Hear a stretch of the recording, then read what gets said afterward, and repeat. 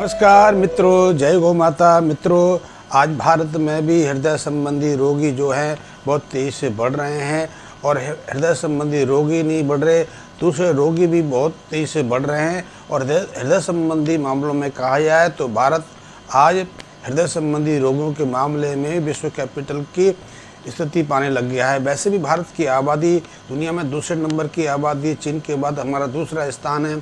आबादी अधिक है तो निश्चित ही बीमारियों की संख्या भी होगी, लेकिन हृदय संबंधी रोग जिसे हम संपन्नों की बीमारी कहते हैं, समृद्धशाली रोगों की बीमारी कहते हैं, वो भी भारत में बहुत तेज़ी से बढ़ रही है। और हृदय संबंधी रोगों का कोई उपचार नहीं है। हाँ, निश्चित ही भारत में बहुत सारे कार्डियोलॉजिस्ट हैं, हृदय रोग विशेषज्ञ हैं, बहुत ऐसे अस्पताल हैं जो सिर्फ हृदय संबंधी रोगों का ट्रीटमेंट करते हैं और बहुत सारी मशीनरी हैं।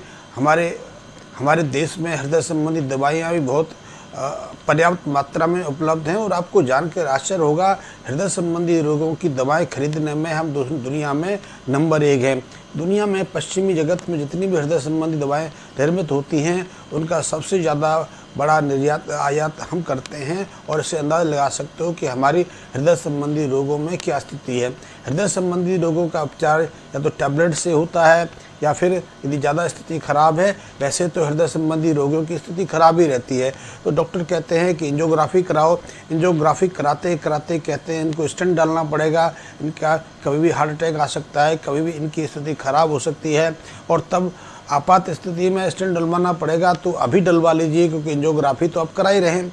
यदि एंजियोग्राफी के साथ में स्टेंट डालना तो एक रिवाज सा बन गया है, एक प्रचलित विधि बन गई है। इसलिए भारत में हर साल 8 लाख लोगों को स्टेंट डाले जाते हैं। और कई लोग तो ऐसे होते हैं जिनको आज स्टेंट डाला, फिर हफ्ते में दोबारा से स्टेंट डालने की आवश्यकता पड़ जाती है, क्योंकि स्टेंट डालने के बाद भी उनकी स्थिति में ज़्यादा सुधार नहीं होता।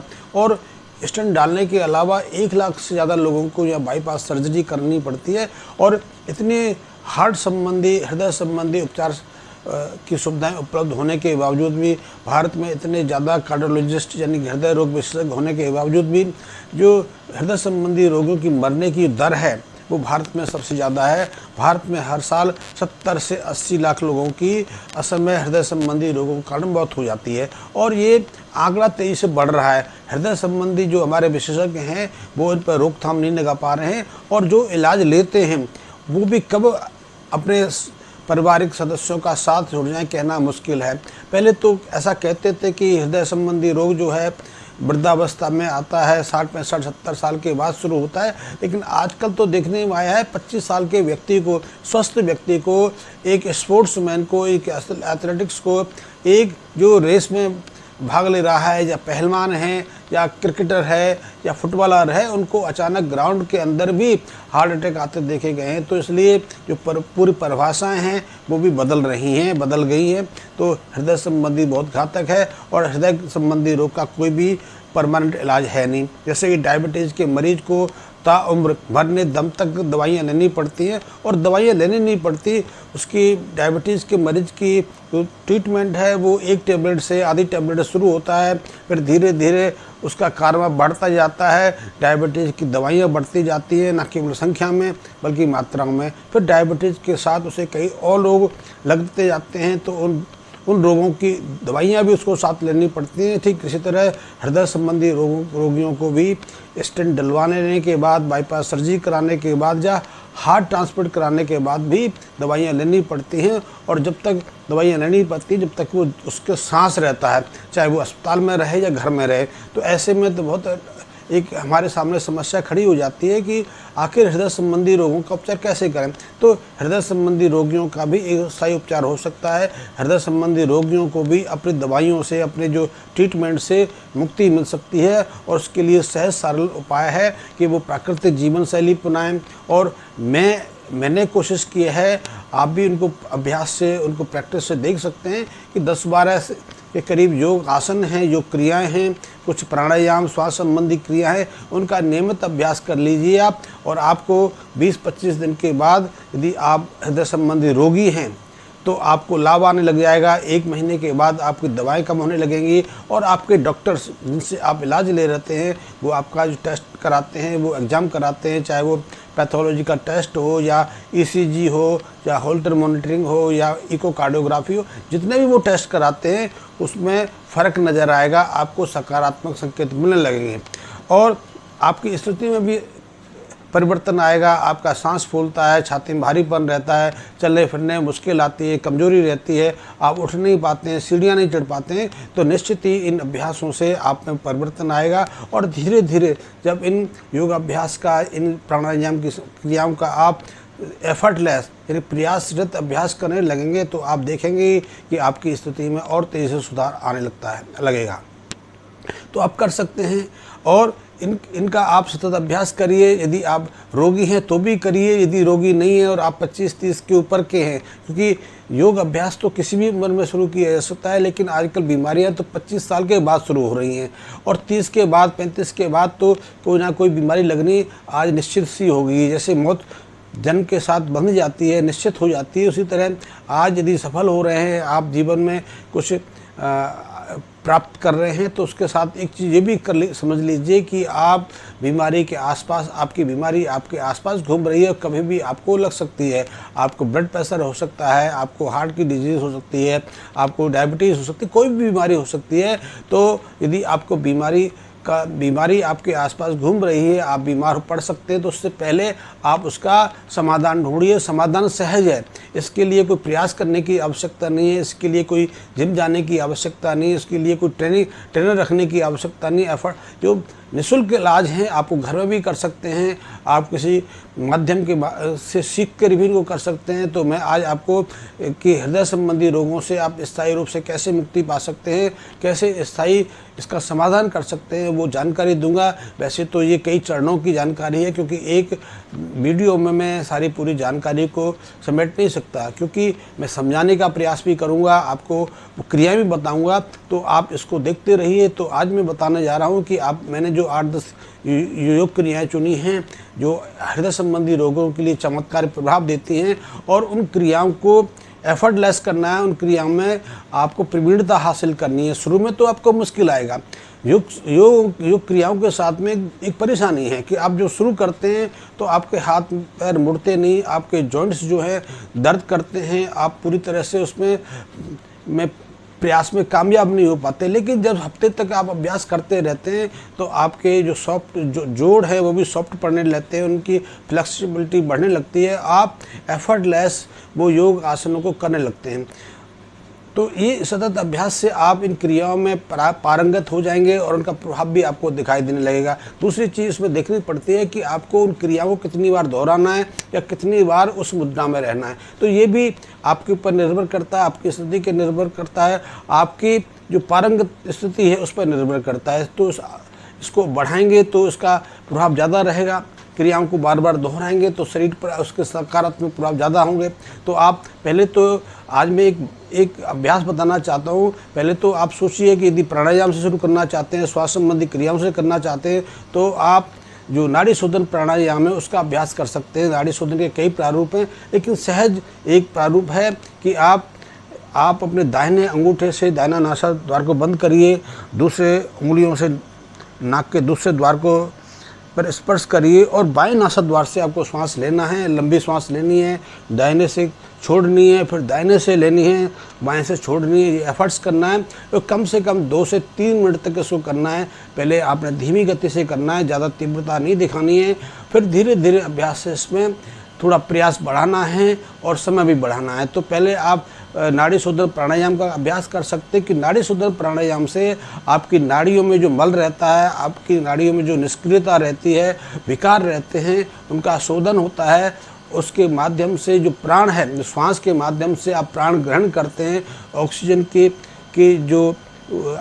के माध्यम से जो प्राण आपके शरीर में प्रवेश करता है, नाड़ी शोधन के बाद प्राणायाम वो प्राण आपके पूरे शरीर में प्रभावित होने लगता है, शरीर के एक एक कोशिका तक वो संचरित होने लगता है और आपके शरीर को जीवंतता देता है। क्योंकि उसी प्राण की कमी से आपके शरीर में रोगों की शुरुआत होती है, और यदि प्राण की गति बढ़ती है, प्राण की मात्रा बढ़ती है, तो आप में निरोगता आती है, आप में जीवन शक्ति बढ़ती है। तो आप नाड़ी शोधन प्राणायाम के से भी इसका अभ्यास कर सकते हैं। वैसे यदि आपने योगासन से शुरुआत करनी है तो सबसे पहले आप ताड़ासन कर सकते हैं। ताड़ासन इसलिए किया जाता है कि आपका शरीर स्ट्रेच करे, आपकी पेशियां हैं जो ऐंठी हुई हैं, ऐंठन जुट रही हैं, अभी उनको करने में खुलने में समय लगेगा। तो ताड़ासन से आपकी जो पेशियां हैं, आपके जो हड्डियों के जोड़ हैं, उनमें फ्लेक्सिबिलिटी आए, उनमें कुछ गति आए, जिससे कि आप योगासनों का अभ्यास कर सकें। उसके अलावा आपको जो क्रिया करनी है, तो मैं आपको बताने जा रहा हूं कि आपको 2-4 तो आज भी बताता हूं, उनमें से एक आपको अभ्यास करने का बताऊंगा। तो आप पादांगुष्ठ नासाग्र स्पर्श आसन कर सकते हैं। इसमें आप पीठ की बल ज़मीन पर, समतल ज़मीन पर लेट जाएं। लेटने से पहले चाहे तो दरी बिछा सकते हैं, चाहे तो कोई आप यदि कोई और चीज़ बिछाना चाहे तो बिछा सकते हैं। उसके बाद पैरों को नीचे की तरफ सीधे सीधे कर लें। हाथों को आप अगल बगल में रखें और एक पैर को आप बाएं पैर से शुरू करेंगे तो बाएं पैर को मोड़ते हुए और सांस भरते हुए छाती की तरफ लाना है। फिर जब छाती की तरफ आपका बायां पैर आ जाए तो उसके जो अंगूठे को आपको नाक से स्पर्श करना है। तो नाक को स्पर्श करना है तो आपने अपने धड़ भाग को, कमर के जो आपका गर्दन का ऊपर का हिस्सा है, उसे भी छाती की तरफ उठाएंगे। जब उठाएंगे तो सांस को छोड़ देना है और आपको अपने बाएं पैर के अंगूठे से नाक का स्पर्श करना है। इसलिए इसको कहते हैं पादांगुष्ठ नासाग्र स्पर्शासन, इसलिए वो करना है। फिर यदि स्पर्श हो जाए, कितनी देर रोकना है ये आप पर निर्भर करता है। मैं ज़्यादा देर के लिए नहीं कहूँगा। शुरू में मैं ये भी नहीं कहूँगा कि आपका स्पर्श होना ही चाहिए, क्योंकि यदि आप प्रयासपूर्वक ज़्यादा प्रयत्न करके करेंगे तो आपको कष्ट होगा, पीड़ा होगी और कुछ परेशानी भी हो सकती है। और यदि आप हृदय संबंधी रोगी हैं, हृदय संबंधी उपचार ले रहे हैं, आप दवाइयाँ ले रहे हैं, तो आप कभी भी इसको तुरंत पूरी तरह से ना करें। धीरे धीरे अभ्यास बढ़ाएं और धीरे अभ्यास से 1-2 हफ्ते के बाद आप एफर्टलेस ये योगासन करने लगेंगे तो उसका परिणाम भी मिलने लगेगा। तो आप पहले बाएं पैर से करिए, फिर दाएं पैर से करिए, फिर दोनों पैरों से एक साथ करिए। तो ये हमारा एक चक्र हो जाता है पादांगुष्ठ नासाग्र स्पर्शासन। तो इसका अभ्यास करिए। इसके बाद आप दूसरे अभ्यास कर सकते हैं। उनका मैं जो करने की प्रक्रिया है, उनका जो प्रभाव है, मैं आपको अगले वीडियो में बताऊंगा। लेकिन जब इस योगासन को करेंगे, आप जो पादानुष्ठ नासाग्र स्पर्शासन को करेंगे तो उसके 2 फायदे हैं। जब आप श्वास लेते हुए आप अपने पैर को यदि मोड़ते हैं तो धड़ के नीचे का जो रक्त संचार है वो विपरीत दिशा में आने लगता है। यानी पहले तो आपके हृदय के माध्यम से, हृदय के रक्त प्रवाह के माध्यम से जो रक्त का संचार है वो पैर के नीचे की तरफ जाता है, फिर जो रक्त वाहिनियाँ हैं उसको वापस लाती है। लेकिन जब पैर को आप मोड़ते हैं और श्वास को छोड़ते हुए जब आप छाती के ऊपर लेके आते हैं और गर्दन को ऊपर उठाते हैं तो ये सांस का जो रक्त का प्रभाव है हृदय की तरफ बढ़ता है। और जब सांस को आप छोड़ देते हैं उस समय आपके जो फेफड़े हैं वो वायु विहीन हो जाते हैं, उनके अंदर वैक्यूम बन जाता है। इसलिए जो आपके हृदय के जो दाहिना आर्टियल होता है उसका रक्त जो है वो बाएं वेंट्रिकल में जाता है। बाएं वेंट्रिकल उस समय जो राइट वेंट्रिकल्स है, जो दायां लिंब है आपका खाली रहता है और जो पूरे शरीर से जो रक्त संचार वापस से रहा होता है उसमें कम दबाव लगना पड़ता है। इसलिए यदि आपके हृदय की रक्त जो आर्टरीज हैं कोई अवरुद्ध हो गई है, उनमें रक्त संचार प्रॉपर तरह से नहीं हो रहा है, आपके हृदय की कोई पेशियाँ कमज़ोर पड़ने लगी हैं, उनमें किसी तरह की विकृति आने लगी है, तो इस अभ्यास को जैसे जैसे आप सटीकतापूर्वक करते रहेंगे, इसको दोहराते रहेंगे, तो कुछ दिनों के बाद जो आपके हृदय संबंधी पेशियां हैं उनमें दोबारा से जीवंतता आने लगेगी। वो जो दोबारा से सक्रिय और जीवंत होने लगेंगी, उनकी जो विकृति है दूर होने लगेगी। और सबसे बड़ी चीज़ है कि जो आर्टरीज, हृदय की जो रक्त वाहिनियाँ हैं जो अवरुद्ध होने लगी हैं, चाहे वो बड़ी आर्टरीज है या छोटी आर्टरीज है, वो खुलेंगी। तो इसलिए आपको ना तो किसी स्टेंट की आवश्यकता पड़ेगी, ना यदि स्टेंट डलवाया हुआ है तो उसकी अवरुद्धता भी दूर हो जाएगी। और इसके बहुत सारे प्रभाव हैं। ये तो मैंने एक बताया कि ये हृदय संबंधी रोगों के लिए है, लेकिन इसका प्रभाव तो पेट पर भी पड़ता है, आपकी पेशियों में पड़ता है, आपके घुटनों के जोड़ों पर भी पड़ता है। और इसका प्रभाव तो करीब करीब शरीर के 70% मसल्स पर, मांसपेशियों पर पड़ता है। तो वो भी, उनमें भी सक्रियता आती है, वो भी मजबूत बनती है। तो इनका बहुत प्रभाव है।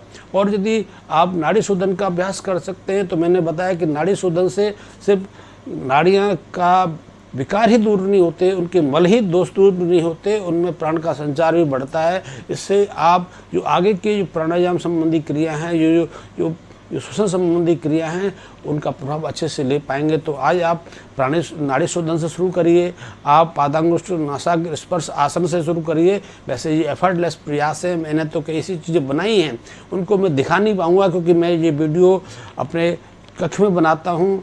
मेरे पास ज़्यादा सिस्टम तो है नहीं क्योंकि मैं कैमरे से या बड़े मेरे पास हूँ कि मैं आपको दिखा सकूँ, लेकिन आगे के प्रयास करूँगा कि मैं उन योगासनों की मुद्राओं को करते हुए दिखाऊँ, जिससे कि आपको ज़्यादा लाभ हो सके। तो आप जब भी इन योगासनों का अभ्यास करेंगे तो आपको अच्छा होगा। लेकिन हाँ, मैं एक चीज़ भूल गया बताना कि जब भी आप योगासनों का अभ्यास करें तो आपका पेट साफ होना चाहिए। पेट साफ होगा तो आप योगासनों का अभ्यास सटीकता से सुगमता से कर पाएंगे। तो पेट साफ होना चाहिए। योगासन से पूर्व आप चाहे तो आंवला का चूर्ण ले सकते हैं। आंवले चूर्ण का सेवन आप शहद जल के साथ में ले सकते हैं। यदि आंवले का आप मुरब्बा लेना चाहें तो वो भी आपके लिए बहुत अनुकूल रहेगा। यदि आप कच्चा आंवला मिल जाए तो कच्चे आंवले का जूस ले सकते हैं, क्योंकि आंवले में विटामिन सी ही नहीं होती, उसमें कई ऐसे गुण होते हैं जिनके बारे में अभी हमारे जो विशेषज्ञ हैं उनको ज़्यादा जानकारी नहीं है। क्योंकि आंवला तो एक ऐसा है कि बूढ़ा आदमी भी यदि आंवले का सेवन निरंतर करता है तो उसकी जवानी लौटने लगती है, उसकी जो निरोगता है वापस आने लगती है, और कमज़ोर से कमजोरी, रोगी से रोगी व्यक्ति यदि आंवला सेवन करता है तो उसको रोगों से मुक्ति मिल जाती है। ये केवल इम्यूनिटी बढ़ाने का साधन नहीं है, आंवले में तो विशिष्ट गुण होते हैं, लेकिन आंवला भी देसी होना चाहिए। कि देसी और हाइब्रिड आंवले में बहुत फ़र्क है। हाइब्रिड आंवले में वो पोषक तत्व या वो जो जैव रसायन हैं वो उसमें कम होते हैं या बिल्कुल नहीं होते, जो देसी जो आंवले में होते हैं। देसी आंवला जिस वातावरण में पैदा होता है, उस वातावरण की, उस मिट्टी की विशिष्टता भी उसमें आ जाती है। तो आप देसी आंवले का प्रयोग करिए, देसी मुरब्बे का प्रयोग करिए, आंवले के चूर्ण का प्रयोग करिए, शहद के साथ प्रयोग करिए। शहद भी हृदय संबंधी रोगों के लिए बहुत उपयोगी, आंवला तो है ही है। तो आप ये आज मैंने आपको बताया, आप इस अभ्यास को शुरू करिए। और यदि जैसे जैसे मैं इसको बताता जाऊंगा, जिस दिन आपने 7-8 योगासनों का सटीकतापूर्वक अभ्यास शुरू कर दिया, आप देखेंगे कि आपकी हृदय संबंधी दवाओं की जो निर्भरता है वो 60% घट जाएगी। और इस अभ्यास को निरंतर आप जारी रखेंगे तो 3-4 महीने के बाद आप देखेंगे कि आप स्थायी रूप से निरोगी होते जा रहे हैं। आपके हृदय संबंधी जो व्याधियाँ हैं वो आपको छोड़ती जा रही हैं। आपको मेरा वीडियो पसंद आया हो, लाइक सब्सक्राइब करें। आपको यदि अतिरिक्त कोई जानकारी चाहिए तो मेरे जो कमेंट्स बॉक्स है उसमें मैसेज दें। और यदि आपको लगता हो कि मेरा वीडियो कुछ और मित्रों के काम आ सकता है, आपके अड़ोस पड़ोस में कोई हृदय संबंधी रोगी है, वो उसमें रुचि रखता है, तो उसके साथ शेयर करिए। और मेरा यदि चैनल अभी तक सब्सक्राइब नहीं किया है तो उसको सब्सक्राइब भी कर लें। धन्यवाद मित्रों।